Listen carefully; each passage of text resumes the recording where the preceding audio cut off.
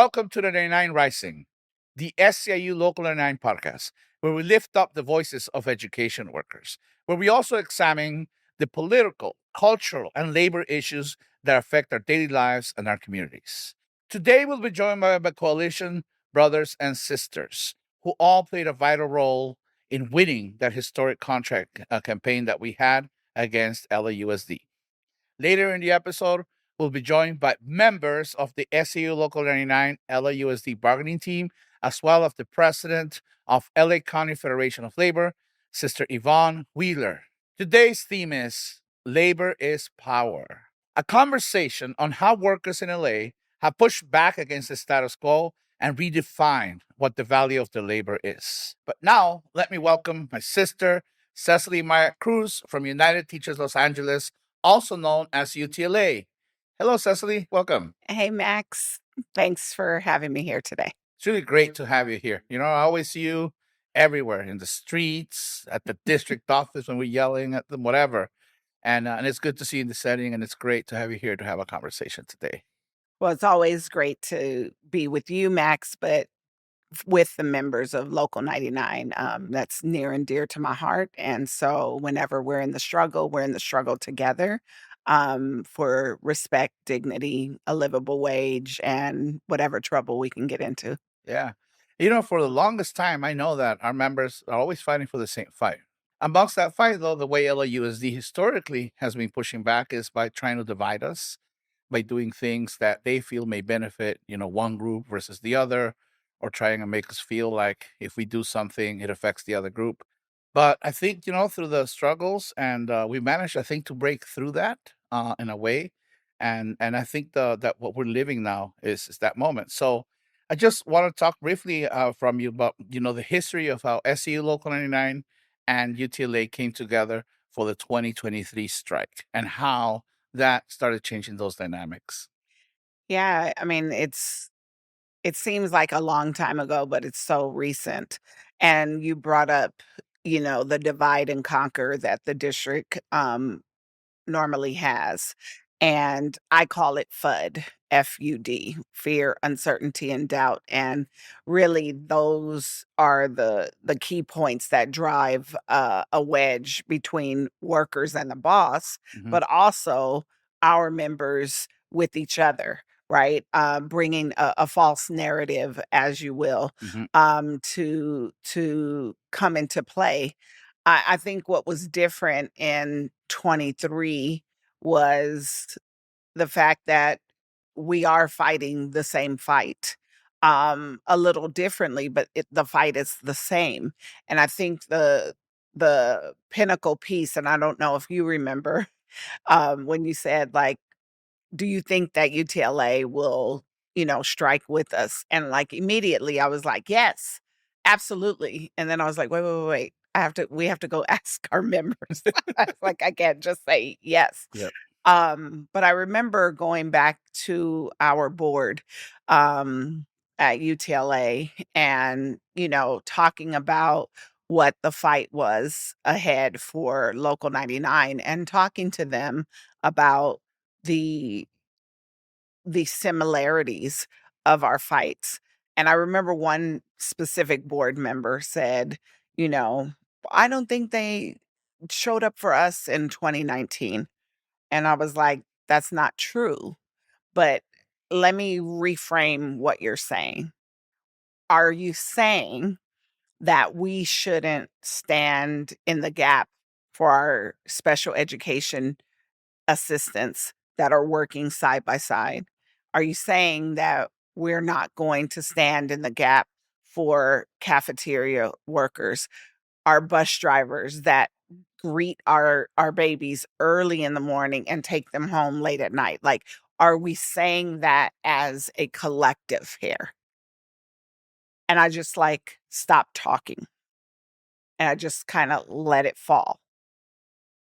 And then folks were like, no, that's my family. Those are my family members. And I was like, exactly, because we're all one big family, especially when we're at the school site. So we don't want to talk about whatever happened in the past. we're in this moment, and this moment is dictating for us to actually come together to really show what we can do and the power of the two most powerful unions in the city of Los Angeles, that we could actually bring the district to its knees um, by standing together in solidarity. And from that point, I never heard anything else. It was one person. And after that, everyone just said, yes, these are our family members. How do we do that? Yeah, I remember 23, just frame it for our viewers or listeners. It was a sympathy strike. It was Yes. SEIU Local 9 members were doing probably the first strike they've done in their history Yeah. at that level. And the teachers wanted to join selflessly in sympathy. And that strike, I remember that moment. I think what we captured what was going on already in the field organically. There was already a lot of Yeah. support in the schools from teachers to our members. And I think by doing the work that we did, doing rallies in coalition, really planning in coalition, and doing all that work, it really, really cemented what all our members were feeling at the end of the day. We're fighting Yeah. for the same school community. And I remember that moment, how much our members really wanted to support teachers as well. So it was Mhm. really great to see in 23 that we came together. Yeah. And and that strike had an impact, a serious impact on our members' livelihood. It was Mhm. they got an average of a 30% raise, Yeah. healthcare for thousands and additional hour, and that also translated into supports for students. That's kind of impact it had for us, and I think the biggest impact it started the coalition, which I feel is still strong right now. Yes. And I'm going to talk a little more about that. But I wanted to ask you in the 23 action came in solidarity. Did that in any way also support your contract demands that you were bargaining at the time? Absolutely. Because one, we showed solidarity in action. And then it did help to leverage what we were able to get a month later after the strike. And so we were able to wrap our things up in a way that I felt was very powerful to those at that time 85 bargaining members. Um, we saw what it meant to show solidarity, to live solidarity. That solidarity is a verb, it's an action. And it is, I do believe that we were able to achieve what we achieved because of the power of the strike. I think this go around, I mean, we tried to be as intentional as possible around the collaboration, right? Checking in. And I do feel that the roundtable that SEIU Local 99 put together with the labor partners, because you really started that, and saying, like, let's come in, let's have these meetings of all the labor partners to see. I mean, it was kind of like a test, right? To Mhm. see a litmus test, or to see like who is going to be down with us for real, for real. But I do feel like it was instructional, the conversations that we were having, to see, like, can we do some things together? And what are those things we can do together? Having those first firings and then coming together in December for like an all labor partner rally, it was like, okay, we can continue this conversation, but the ante got raised, right? And I think you were the person to, like, call into question, okay, so we've done this and we achieved getting our health benefits. Everyone gets to have their health benefits for 2 more years, but we are still in bargaining. Mhm. Can we also come around this conversation? In the end, it was, Local 99, SEIU, UTLA, and ALA Teamsters Mhm. that said, okay, we'll do this. And I do feel um, the reason why the district ended up saying, strike aversion, is because I do feel someone there was like, this will cripple the city. Like, it will come to a screeching halt. And it goes back to what you said in the beginning around divide and conquer. That's what they were trying to do with us, and they were not able to do it. But I do feel, and that's something that maybe we can have a debrief on, is the other labor partners settling so quickly in the beginning. I Mhm. do feel like that was a plan. Mhm.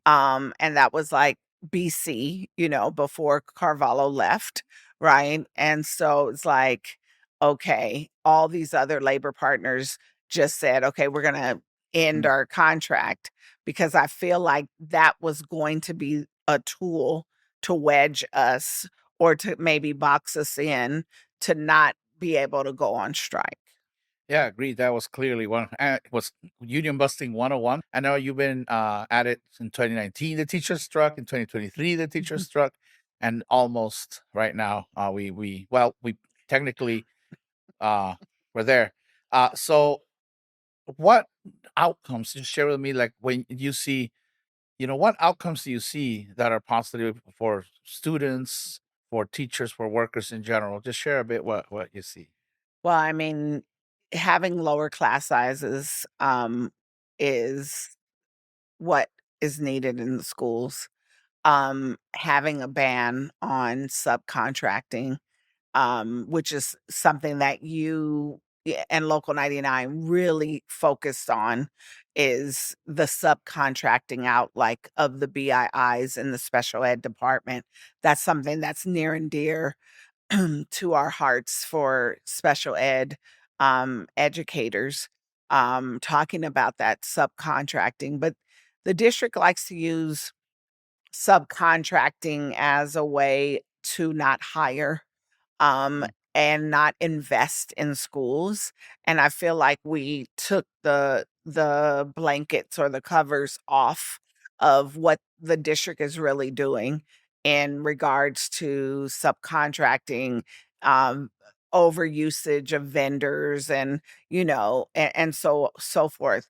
I think that that was a huge issue, that came forward that folks coalesced around, for us really talking about the investment in staff.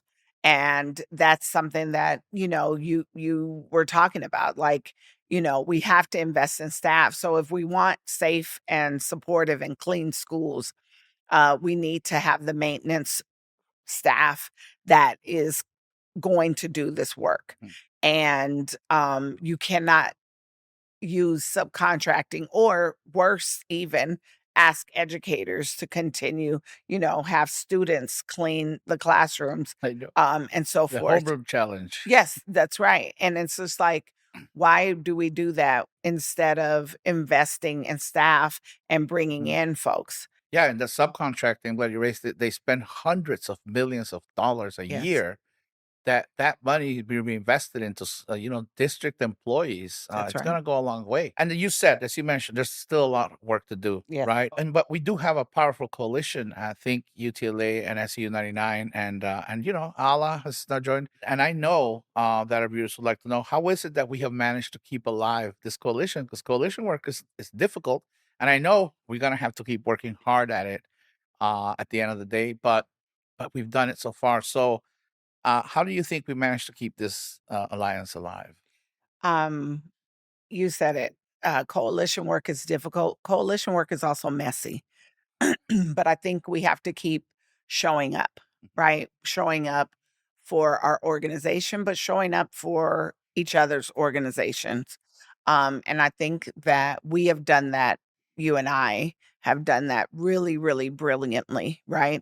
Um, you can call me anytime, and you have, where you're like, hey, this is not right. And I'm like, okay, let's take a step back. You're right. Okay, how do we address the issue in a way that continues to bring us together, continues to show our solidarity. But I know that the same goes for us, right? If there was something, I can talk to you and Mhm. say, look, this is how I felt. And we will have that conversation. Mhm. It's the struggle moments that I feel reveal what the true character is. And if our intentions are always to look forward together in solidarity, then nothing should be able to shake that foundation because we have a proven foundation that works. Mhm. And we have to just keep showing up. We have to keep communication alive, and being honest, with each other, and being able to accept critiques on both ends. And I've shown, to you that we are willing to do that, because it's necessary. Well, let's talk a little bit about how labor is bound so closely to social and racial justice, specifically now in these times Mm. that the winds of the civil rights movement are completely being eroded, and it seems like it's the last kick of, I'm just gonna say, white supremacy.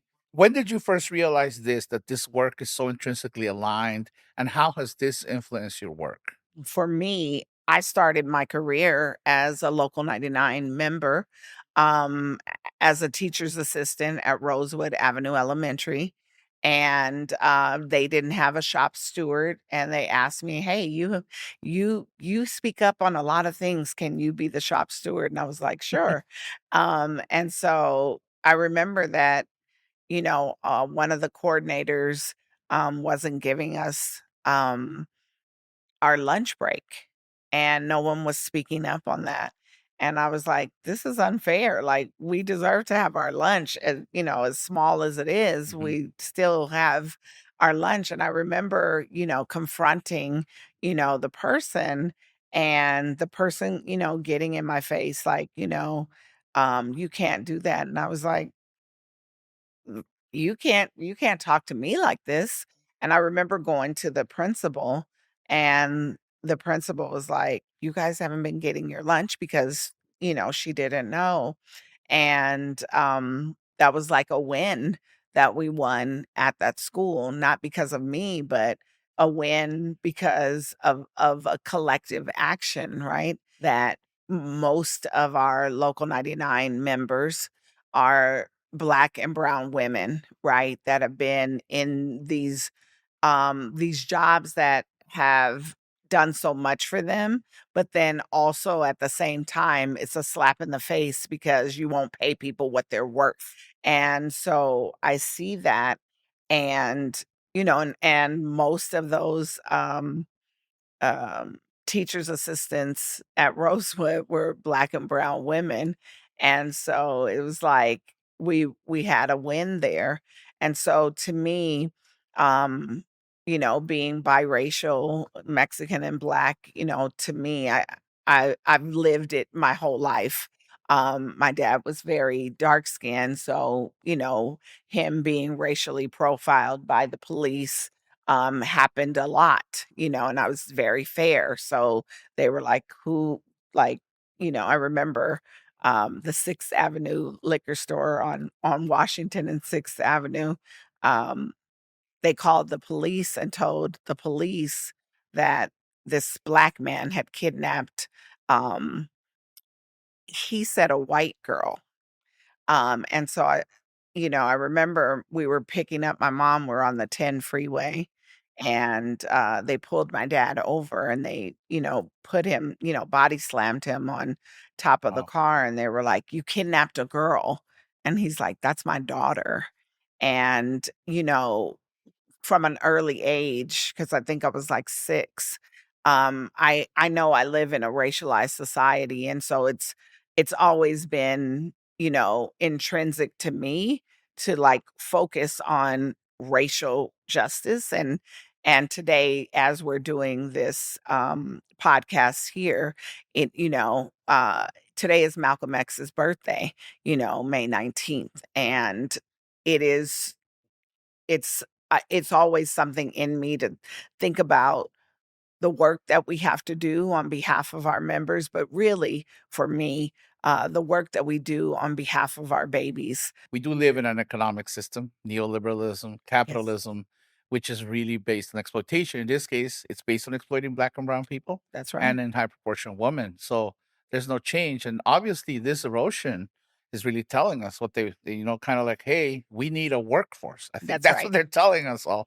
That's right. And you're going to be the workforce. And we got to push back, because when they say you need a workforce, they're saying we need a workforce that's ready to work for almost free or free, which is exactly what white supremacy is trying to achieve. That's right. The society that we are now living in, that is really saying, we want a complete erasure of facts, and we want to come up with some type of fictional, life that neither of us, have led. It's like, no, we're going to speak on racial justice in all that we do, in every single bargain. How are we showing up for community? How are we showing up for parents? How are we showing up for members? And most importantly, how are we showing up for our babies? Yep, powerful words, Sister Cecily. Anything else you wanna share with our viewers before we close the segment? I would say, for those viewers, like, ask questions, get involved in both of our unions, to, be able to be out there in the streets with us, because we will be back out in these streets at the school board, and causing good trouble, but also standing up for our members and the educators in Los Angeles. Thank you. Thank you so much for coming, Sister Cecily. Thank you. Something you may not know, for those of you listening at home, LAUSD is not only the second largest school district in the country, but it is also the second largest employer in LA County. And given that Local 99 members are the ones that do the work that keeps the district running, bus drivers, food service workers, people that clean, people that cut the grass, et cetera, without our members, there would be no schools. So if our members strike, that would mean there would be no schools, and effectively the city would be shut down. Today, we're joined by 3 bargaining team members, 3 courageous, exemplary bargaining team members. I want to welcome Yolanda, Santos, and Jennifer. Each of them played a pivotal role in the victory that Local 9 members had while bargaining with LAUSD. All right, so all 3 of you were there until 2 in the morning, actually, probably later, like 2:30 or so, right? Yes. And all of Los Angeles was holding its breath. I remember, like, are we going to school or not, right? Our members were texting you. Everybody was wondering, are our members going to walk out on strike to fight for what they deserve or not? Well, can each of you take us to this moment? Start with you, Yolanda. What were you feeling? How did it feel? Well, I was definitely exhausted. I was more exhausted with the results that weren't yield through this meeting. And also, I was anxious. I was anxious because I felt like an end was coming by a little after 2 a.m., but I couldn't see it. So basically, I had to lay down. Wherever I could lay down, I laid down, and I just left it in God's hands, really is what I did. I prayed and I laid down, and that's when they finally called us all back to the room, and boom, we came to an agreement. All right. Santos. Yeah, very similar experience. Obviously, we're same room. So, and I did take a small break, power nap. Very exhausting. We always had people calling. I've been in the district for over 20 years, so a lot of people who know what was going on were calling, asking.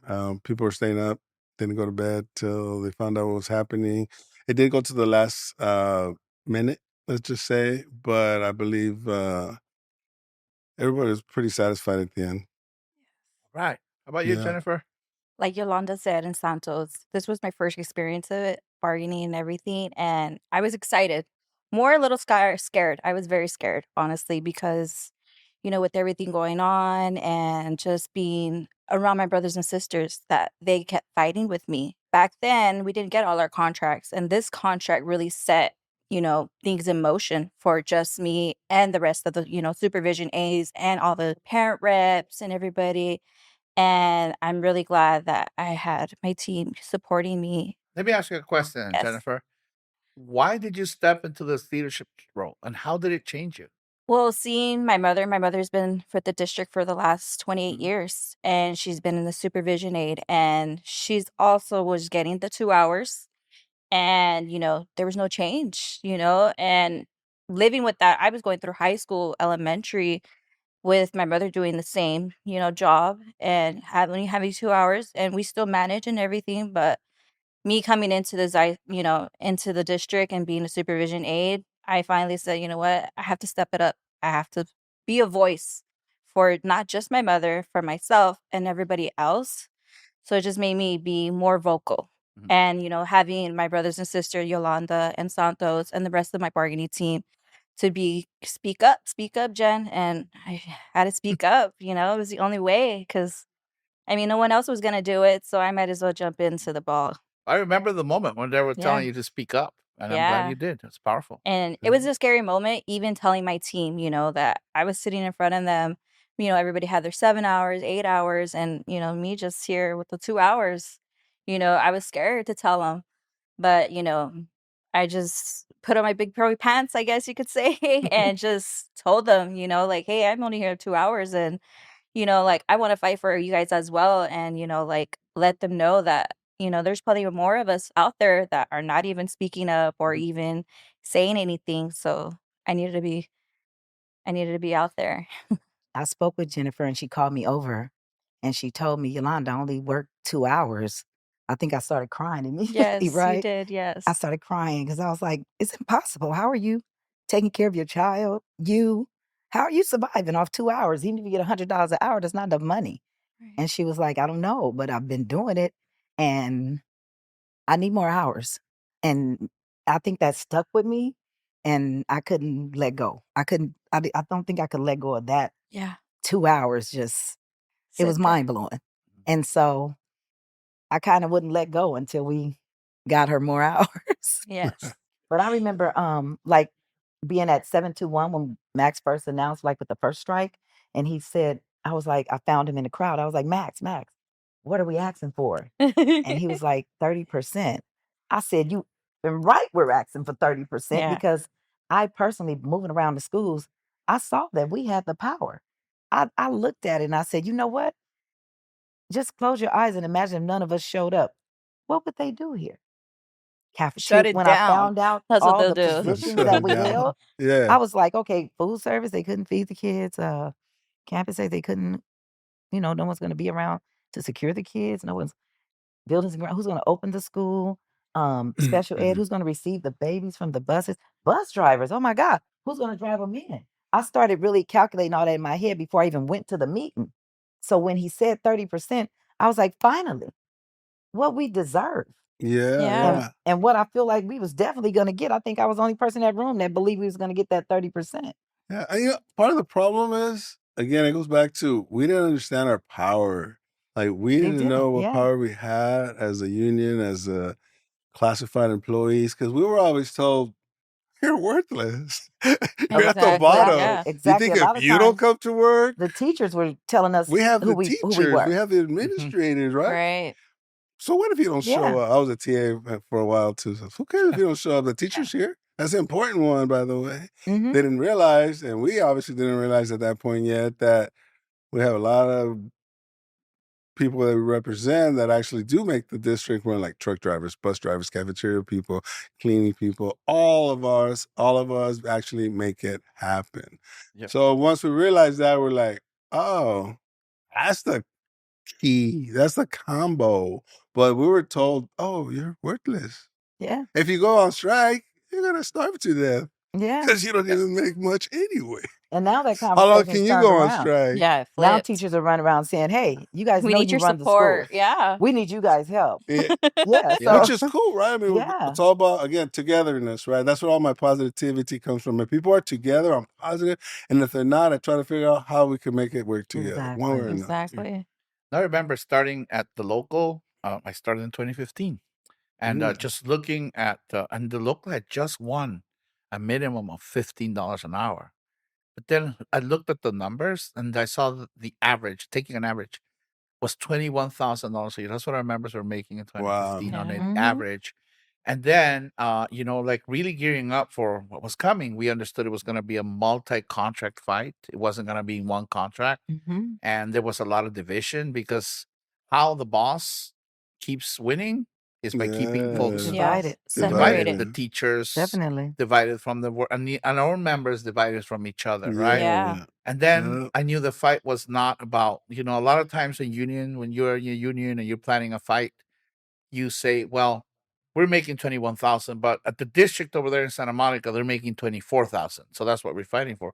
We said, we can't fight over that. No. We got to fight to get above this. Why are we below the poverty line? Why are members below we got to fight. That's the fight we need to have. Yeah. And that's where this 30% came in, right? Really understanding the finance of the districts, understanding that they could absolutely afford to get beyond the 30%. Yeah. And that was the fight. I remember Yeah, I starting remember. the And fight. being below the poverty line, it made it hard because us as school workers, we do this because we really do love kids. Yeah. I mean, I really do. I love kids. Kids with special needs have such a place in my heart. And it was hard for me below the poverty line when I see some of my kids hungry and I couldn't go buy them food. Mhm. And then when we got that 30%, I think I threw a whole party at my school and fed everybody, not just the kids, but the teachers, the staff, supportive staff, all of the classified staff. Wow.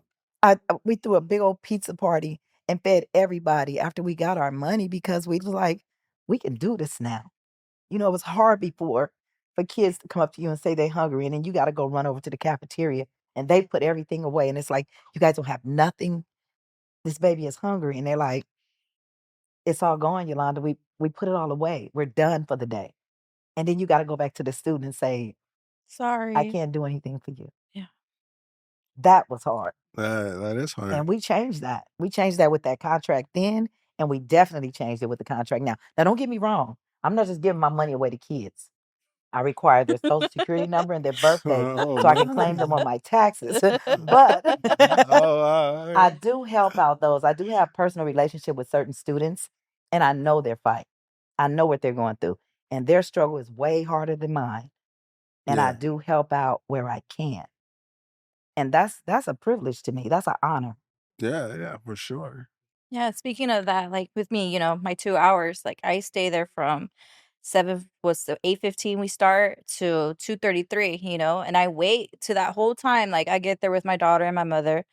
And, like I volunteer my work in my daughter's classroom or even in her third grade class. Like I could be in fifth grade and third grade, just volunteering my time with the kids. And then, the kids don't even know. Like kids too, probably still don't even know that I have only 2 hours, but they see that face. Like, there goes Miss Jennifer. Where's Miss Jennifer? Oh, she's running our copies. Or Miss Jennifer's doing this because, the simple fact that I love doing what I'm doing, like I do it for the kids, at the same time, they're just like, if only they knew. But a lot of the kids, they're understanding. They see it. Mhm. They're like, Miss Jennifer, can I ask you a question? I'm like, oh boy, here we go. Mhm. They're like, you're here all the time. Like, do you get paid doing this? I'm like, I volunteer. I love doing it, But like I said, it's just that whole Sure. loving, you know what I mean? You just spoke about the students as being the purpose. Yes. And we fight for clean, safe, supportive schools for all, right? Yes. But ultimately, it is the work that you do Yes. that empowers students. So what did we win? What makes our contract groundbreaking? Well, let's start.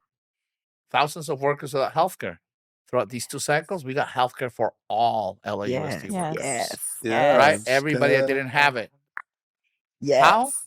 Hours of work. Yeah. Minimum baseline of 4 hours. That didn't exist before the 26. No, it A didn't. baseline of 4 hours of work. No more 2-hour positions. None of No that. more. We Unheard won of. that. We won that. Yes. We Yeah. also won the work needs to be done by district employees, not by all of these for-profit corporations. We Yes. won that in this contract. We won an end to subcontracting. Yeah, we have to enforce it, but we won that. Yep. We won 30% raise last time in 26 and 20 and 23, and now a 24% increase. We Yes. won that. That makes this Yes. contract groundbreaking because nobody is winning those type of raises. But that is what it takes for our members to catch up, to get above that poverty line, right? Yes. We Yeah. won that. The thing that's closest to my heart is that no one will be under 4 hours. Everyone will get health care. That's it. Awesome. Groundbreaking. Groundbreaking. Yeah, I agree. Also, the fact, at least for my support team, I had several IT people dance in front of me. And normally don't dance because the risks were rescinded, Yes. right? And Yes. they literally danced and did a whole thing because remember, it's not just the technician, right? It's the family, it's the wife, it's the children. Mm. Some of our technicians one of our guys had just become a father. Another one, some people have car payments. Some people said, oh, I want to buy, So there was a lot of fear of what am I going to do if I get riffs. So to me, one of the best things is kind of selfish, personal, I don't It's know. true. It was just that I saw a lot of people feel that their family was going to stay where it was. Like they were not going to have to do something different. Definitely. I was so happy that we got that, no more 2 hours. No more 2 hours for no units, and, getting that step up, having 4 hours and up, having the health care, because I mean, I never even had health care to begin with, Yep. That's Man, important. or just even having that whole step up would just be like no more 2 hours. Not even 3 hours, 4 Yes. hours and up. Your work is extremely valuable. There is no schools, and that needs to be reflected in the compensation. So while it's better now, we know we gotta keep pushing, right? Yes. Until Yes. we can't see a difference, and that's gonna take a while. Exactly. Let's talk about this contract, but also there's been 3 contracts now, 2018, 2023, and now 2026, in which, it's an average between just 50, what is it? 9% plus 30% 30. plus 24, that's Ooh. 54 plus 9, was that?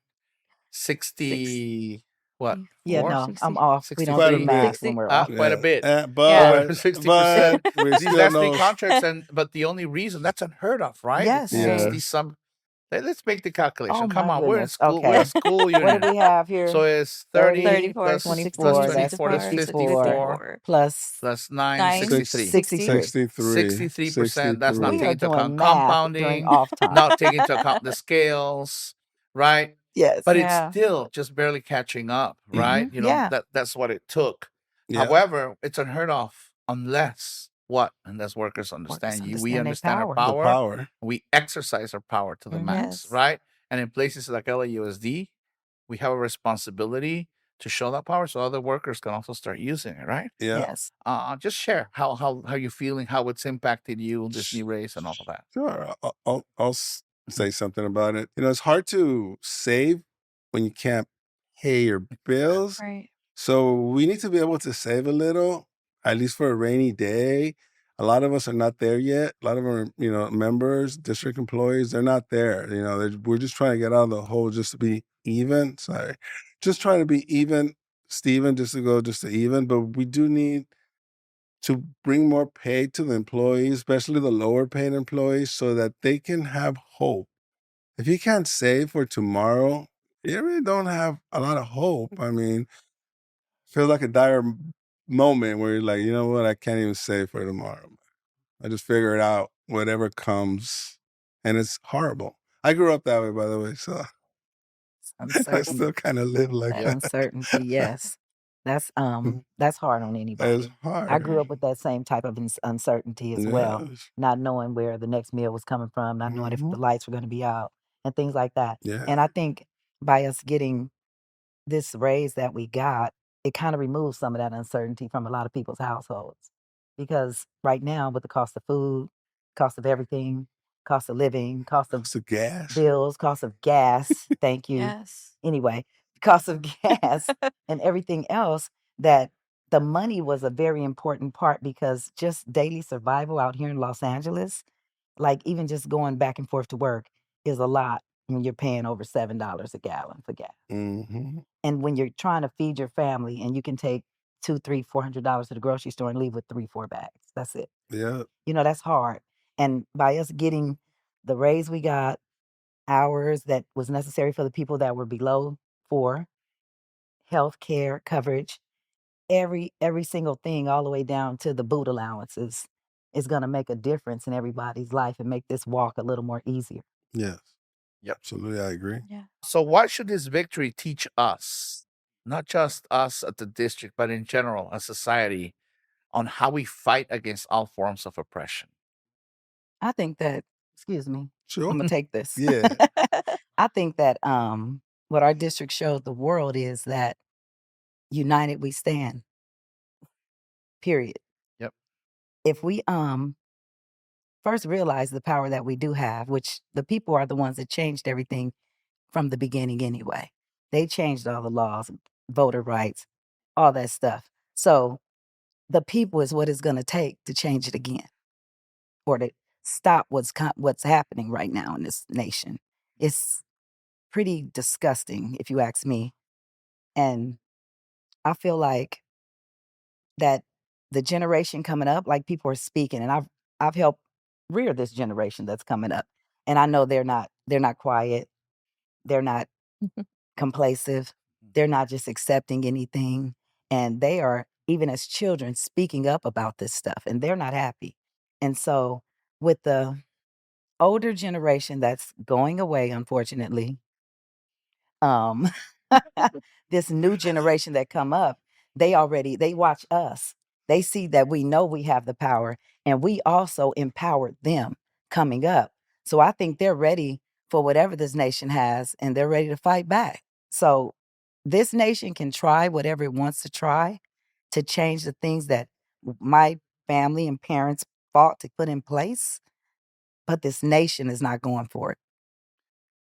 You just made me think of something that's like there's 500,000 students. I know 400,000 in district schools, 100,000 in charter, but there are 500 young people that just saw you and your coworkers take that courage and says, we're not putting up with this enough. I think that is something that's important to remember.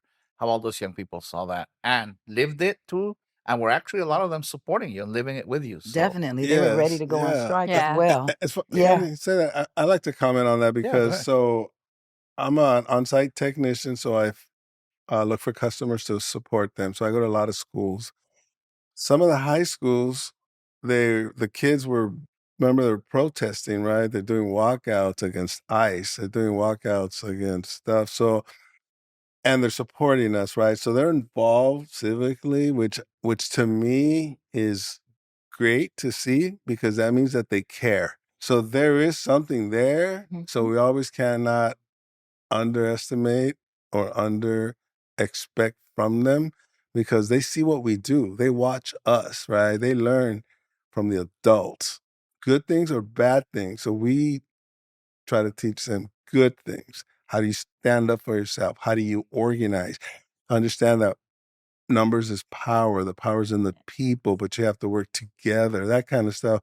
And when I saw that action, the activity, I'm like, you know what? That's cool. Now, if nobody was coming out, it'd be like, ooh, nobody cares anymore. Like, that's Right. not good.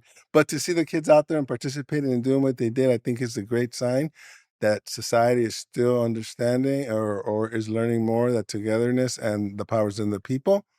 And as long as we work together to a goal, we will attain it. Remember, Awesome. there's more poor people than rich people. Absolutely. And the ones Yeah. that think they're rich are closer to the poor than they know Then it. they know. Yes. I have my daughter, she goes to the same school I work at. And she's having 5th graders, 4th graders coming to her like, "Hey, where's your mommy at? Where's your mommy at?" She's like, "Oh, my mommy's in an important meeting."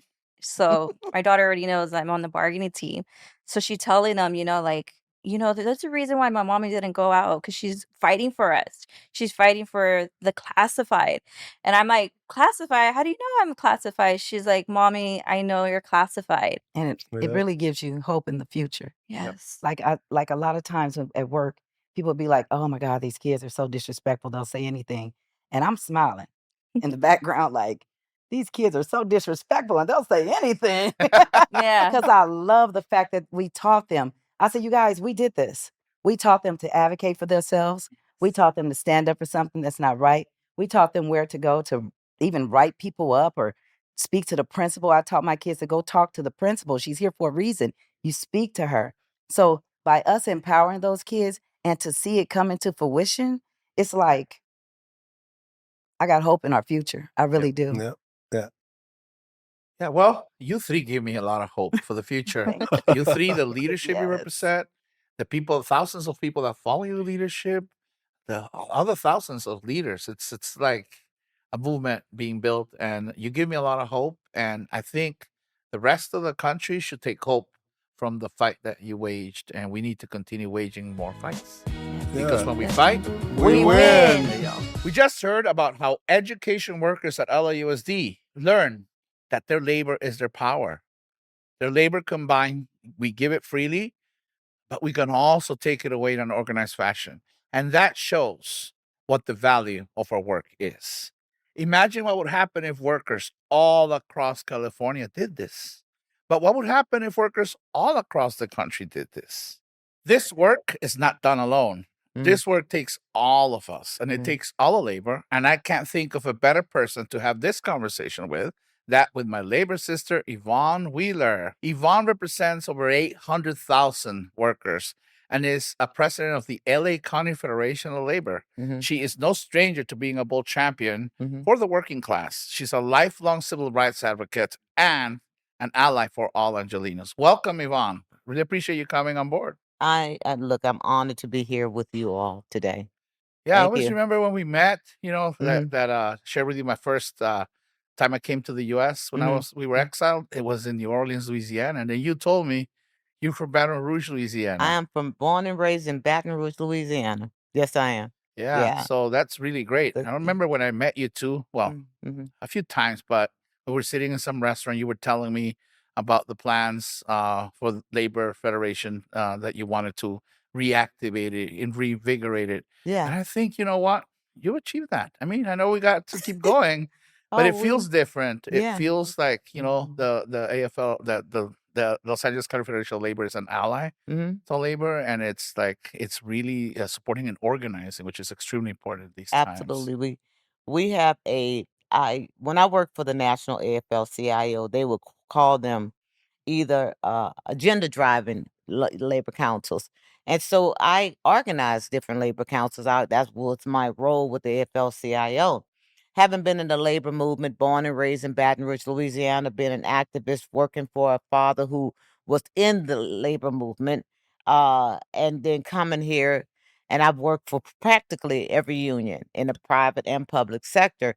So arriving in this position, one of the things I wanted to make sure is that it was inclusive, that everybody had a seat Mhm. at the table, that you felt like this was your labor movement, not just mine, because I've been in those situations where it was as if we didn't belong in certain sectors.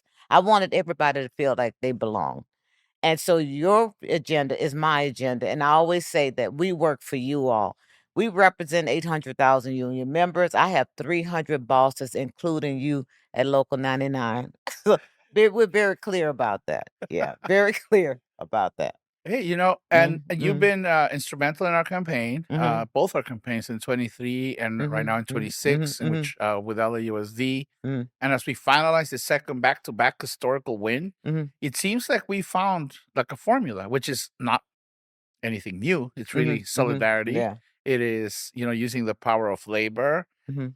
And you've been supportive and been part of this all along. So, how do Absolutely. we extend what we have learned throughout Let, our campaigns across the broader labor movement? let me just share. It's been a privilege standing shoulder to shoulder with Local 99, SEIU Local 99, UTLA, and just recently, AALA, Yep. Teamsters Local 2010. You brought in the principals, and throughout this historic campaign, you have something that was quite different than most, because one of the things we noticed that you can't start coalition building when it's contract time, when your contract expires. It has to be something permanent. It has to be something ongoing. And not only do you all have unite around issues, but to bring that coalition of labor of unions together, it's hitting out of the education unions together, but also the parents, the students, the community organizations. We're in a historic campaign, but to bring all those factions together around that campaign and have ownership of it. And then it was member driven. Mhm. And to do that that's the formula for success. So if you duplicate that each time, and it got better the first time, I think you didn't have the principals in. Mhm. But the second time you brought the principals in, and the first time the mayor was involved. I've never seen a mayor get involved in any collective bargaining, any contract campaigns. And for her to step up and say, look, I understand that this is important. She made it serious that, I mean, she took the serious that if these workers didn't have the opportunity to have decent wages, better working conditions, that it resonates across the whole city. She got that. She got the formula. You all laid down the foundation, but it was you, Max, taking the lead. And I think I shared that with you. I said, I've been around a long time, but you changed Local 99. You gave these workers dignity and respect on their jobs. You elevated it to a level we had never seen before. Thank you, Bon. It's Mhm, it's mhm. teamwork Yeah, for a better it's world. We're team. gonna keep Well, doing. we know that there's individuals behind the scenes, but as the leader of this labor of Yeah. that local, I've known Local 99. I've been there through the good and through the bad. But when you came in and you took it to a whole nother level, Thank you, Sister yeah, you Yvonne. did. And we'll Yeah. keep growing, and the coalition Yes. will keep Yeah. growing more and more. Yes. Mhm, You mm. know, your father was big in the labor movement Oh, in the yes, he South, was. right? Uh-huh. Can you expand on his career and the impact that he had on you and how you carry that forward? So I shared that story all the time. My father was all I know, he was a union man. At the time, he had 4 daughters. I have, and so one of the things he asked all of us to do when we went to school was to, number 1, learn how to type Mhm. and to speak French. My maiden name is Francois. Oh, So what I did was all of them learn all 4 of us learn how to type. The other 3 learn French, learn how to speak French. I took Spanish. That was the first sign of rebellion. I didn't know it at the time. But the difference in us was they would type whatever he had and they didn't read it. I would read it. And I later found out I was typing his grievances. He was a letter carrier. And oh. I talk about my mother too because there's a commonality here. So he was a letter carrier, worked for and my mother was a school cafeteria worker. She didn't have the benefit of a collective bargaining agreement, but my father did. And now you've elevated classified worker. She would be considered today as a classified employee. Mhm. But my father, one of the things when I would read his grievances, there was one guy who always resonated with me. And at the time, I didn't know what I was just typing. I didn't know it was a grievance till Mhm. years later. His name was Bobby Johnson. And he was an alcoholic. So if you're a letter carrier, you have to drive government vehicles. And they would fire Bobby all the time because he was an alcoholic. And my father would fight for him to get his job back. And I went to my father one day and I say, why do you continue to fight for this guy? Because, clearly he has some problems. And my father said one thing that resonated with me today. He said, if a man didn't have a job, could not provide for his family, he had no dignity. And that resonated with me. And so those are just a few of the lessons and examples of my father. He was deeply involved in the labor movement in the South during the most dangerous times of periods in American history. But he taught us that labor rights and civil rights were not separate struggles; they were intertwined. And he also talked about organizing and fair wages and how it can cost you at that time your livelihood. And so, being Black workers especially understood that unions were often the only vehicles they had to challenge the economic exploitation that they experienced and the racial injustice simultaneously. He understood that. My father marched with Martin Luther King Jr. Mm. He understood that labor rights, but also civil rights, were intertwined and that they were something that he focused on and he taught all of us. Yeah. Seems like those teachings are extremely important at this moment in time Yeah. again. So we're kind of like Yeah. going back to those times where we Mhm. need to fight. And his legacy and teaching inspired you. Mhm. And how has that inspired you? And how you lead, or how's that? And you lead the LA County Federation of Labor of 800,000 strong, of which you are the first African American woman Mhm. to lead the AF. First The Black woman. Yeah, Yes, right. I am. Yes. Yeah.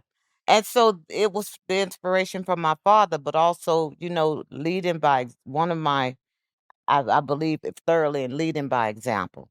Mhm. But I also always place myself in other people's shoes. I want to feel what you feeling. I came from the rank and file.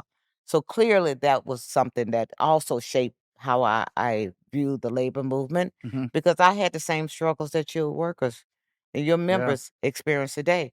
And so that coupled with what my father taught me about labor rights and civil rights were intertwined, that's my North Star. That's what leads me and guides me in this movement. And then as we just spoke about what, the Mhm. era your father was fighting in, really Mm. dangerous, Oh, very and dangerous. now it's starting to feel that we're going there. So where does the movement need to go to achieve radical change to our systems today, applying some of those lessons and whatever else that Mhm. we need to do? You know, I want to share too. Not only was I was the first Black woman president Mhm. of my local union, CWA Oh, Local 9586, and I represented the communications industry, and I had 5,000 members, and at that time, that's pretty big. It was not what you have, like 30,000 members, right? it went up 70,000 now. Oh, I apologize. Se 70,000 union members was unheard of years I ago. know. And so but I also was the president of the A. Philip Randolph Institute. And A. Philip Randolph, who shaped my vision of Mhm. what a labor leader should be, and working for he organized the Brotherhood of Sleeping Car Porters, all Black unions, and he would always say, "At the banquet table of nature, there are no reserved seats. You get what you could take, you keep what you can hold, and you can't take anything without organizing." And so he shaped what I am, and I always share with everyone that I talk to that I'm a disciple of A. Philip Randolph. I Yeah. work for the AFL-CIO, and I would tell people, I say, in the AFL original constitution, it excluded Negroes, and he desegregated the AFL-CIO. But he was also the architect behind the March on Washington. Though Dr. King got the credit, it Yeah. was A. Philip Randolph and Barry Rustin who actually organized the March on Washington. So my organizing and community outreach and building coalition was formed out of the A. Philip Randolph Institute. You led the Los Angeles chapter of the Philip A. Yes, Randall and that's Institute, when I right? How met. was that? Yeah. Yeah, I was the president of the LA chapter with Mr. James Kidd. Oh, Mr. Yeah, Kidd? that's where I met James Kidd. Yeah, and he was the vice president, Uh, and he would keep our meetings very orderly. James Gates, for those of you that may not know, is still in Local 99. I know. Actually, he's He leading the work on representation. Yes, James, that's where I met Mr. James Kidd. Yeah. And so, yeah, I was the president of the Los Angeles chapter, the California state chapter, and I served on the national executive board. Mhm, And how did those teachings, and like not mhm, only the teachings from Philip Randall, but your mm, experience mm, leading the mhm. institute, what do those tell us about how we should approach the current obstacles that we're facing? Look, we can't shrink to what we see here locally that's going on. I mean, I don't think any of us could ever have envisioned that we would be living in basically an authoritarian government. Mhm. With the recent Supreme Court ruling, uh, gutting the Voting Rights Act to Project 2025, uh, one of the things that we learned, and I still learning lessons, is that we have to fight more. We Mhm. have to organize more, and that we have to register people to vote. Don't stop voting. I think that's the most important element because if they take away your voice voting, then we have no voice. We have to be we have to stay in I mean, our democracy is facing the worst challenges that we've ever seen. And that's where they're going right now, right? Yeah. Stripping voting They rights and stripping it yeah, they stripping Black people's black people's right to voting rights. vote Exactly. across the South. Goes the We South. see it every day. I mean, there was a reenactment of the Selma March just recently Mhm. on May 16th. They convened at Selma at the Edmund Pettus Bridge and marched to Montgomery, Alabama, reenacting what John Lewis did when they was trying to enact the Voting Rights Act. And so the reenactment of it, I don't think any of us could have ever envisioned that we would be in this place today, where immigrants are being under attack, where our liberties are being stripped from us, where our democracy is being taken away from us. We're not under, and we living under an authoritarian government. I don't think any of us could ever envision this. And that's why May 1st was so important for us, to show that demonstrate our power, that Yep. we still have power, to demonstrate that we as a labor movement will not shrink, not under this administration, and that we're prepared to fight back by any means necessary. That's great. And I think you're connecting my next question, Mhm. which is what is the role of labor fights, the fights that labor has Mhm. for just immigration policy, equitable voting rights, and civil liberties? Yeah. Look, let me just say this, and I can talk from our perspective and what we've done at the Los Angeles County Federation of Labor. So after the November 1st first election, when we realized that he was going to be president, we formed, and I think you were involved in it, where we brought together brightest minds in the country and said, what can we do? And out of that, we talked about how we would start doing Know Your Rights training. We held the largest nonviolent direct action training in history. 1,400 people showed up in the convention center, preparing them to fight, how to fight peacefully, how to protest peacefully. Because when we knew when he deployed 4,000 troops and 700 Marines into Los Angeles, not to protect us, but to intimidate us, we knew that we had to stand tall and fight back. And so some of the tactics that we learned in the nonviolent training with application of those that we had to get peacekeepers, we trained 200 peacekeepers that came out of that. But what we learned and what we're applying is how to fight back, but fight back in a civil way, in a peaceful way, because we don't want to end up, what they said, that we're creating discord. When we had the May Day, and it was considered a general strike, but we called it an economic blackout because we couldn't say that literally because we didn't want to get sued. But we knew that we had to shut this city down, and I think we were very successful in doing that. So using tactics like that, that we have to have a general strike. Yeah. Billionaire class, right? They continue to get wealthier. They only Yeah. get wealthy because we all continue to work, Mhm, and the wages continue to go down Stagnant, because yeah. they don't keep up Yeah, with inflation. yes, So yeah. literally are going down. Absolutely. And we are seeing what status quo is trying to do Mhm, is trying to create conditions for us, mhm. all black, brown, women, Yeah. to do all the hard work for basically no wages, so they can continue to get wealthier. So So the LA Fed was the first one to host a poverty and homelessness summit. And what we gathered and what we found is that 70% of those 75,000 Angelinos were going to sleep in LA County unhoused.